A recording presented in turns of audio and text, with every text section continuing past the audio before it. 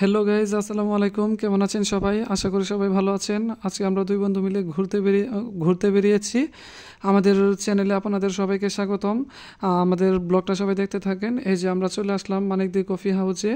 এটা মূলত মানিকদি কালনী নদী ব্রিজে অবস্থিত। এখানে হচ্ছে প্রচুর রোদ পড়েছে, দেখেন, আপনারা দেখতেই পাচ্ছেন। আমার বন্ধু আসলে গরমে ওর পাঞ্জাবি খুলে ফেলেছে।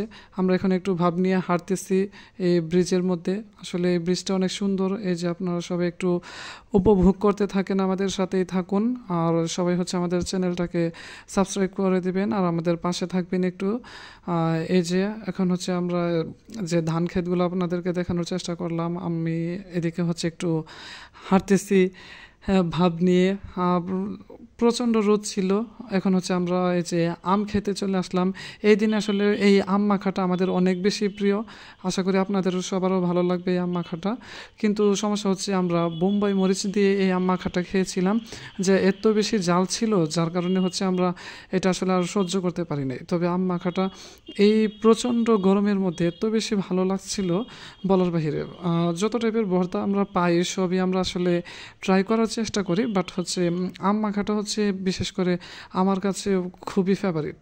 আম মাখা হলে আসলে অন্য কিছুর দিকে আর নজর চাই না, এরকম আর কি। বাট বোম্বাই মরিচের কারণে এই যে দেখতেই পাচ্ছেন অনেক বেশি জাল ছিল। এখন আমরা হচ্ছে আরেকটা মামার কাছে চলে আসলাম। এখানে হচ্ছে আমরা ওই জালের কারণে কি করলাম, এখন হচ্ছে আমরা এই দুইটার সাথে মিলিয়ে ওই বোম্বাই মরিচটা মিক্স আপ করে এখন আমরা খাবো। তাহলে আশা করি হচ্ছে আমাদের ফ্লেভারটা একটু চেঞ্জ হবে। আর এত জাল তো আসলে খাওয়া যায় না, বুঝতে পারছেন, পেটের অবস্থা আসলে খারাপ হয়ে যাওয়ার মতো অবস্থা। আপনারা যদি কেউ জাল খেতে পারেন তাহলে কমেন্টে জানাতে পারেন আমাদেরকে, আমরা দেখতে পাবো কে সেই ব্রেভি লুকটা। এখন হচ্ছে আমরা এই যে দেখলেন সব কিছু মিক্স আপ করে নিয়ে নিলাম, এখন হচ্ছে খাবো। তারপর যেটা খেলাম অনেক ভালো লেগেছিল। এখন হচ্ছে এই যে এইদিকে অনেক খেলনার দোকান টোকান বসেছিল।